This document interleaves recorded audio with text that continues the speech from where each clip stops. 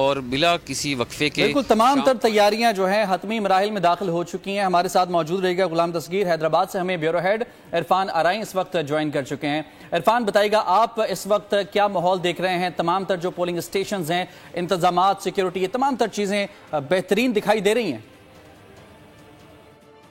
جی، polling stations پر جو انتخابی عمل کے لیے سامان ہے وہ پہنچا دیا گیا ہے اور آج پولنگ کا عمل صبح شروع ہوگا. عملہ جو ہے وہ 7 بجے کے قریب پولنگ اسٹیشنز پر پہنچ جائے گا.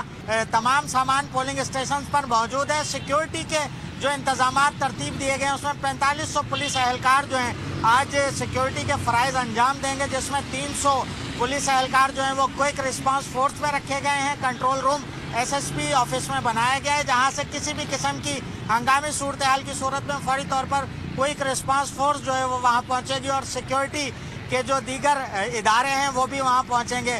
رینجرز کے اہلکار بھی پولیس کے ہمراہ موجود ہوں گے اور سیکیورٹی کے فرائض انجام دیں گے. اسی طریقے سے جو ووٹر پولنگ اسٹیشن پر پہنچیں گے ان میں بھی تحفظ کے احساس کے لیے پولیس کا گشت جاری رہے گا. اور پولیس اہلکار حیدرآباد سے بیورو ہیڈ عرفان آرائی تمام تر صورتحال سے آگاہ کر رہے تھے. رک کریں گے کوئٹہ کا، جہاں پر نمائندہ بولیس دانش مراد ہمارے ساتھ موجود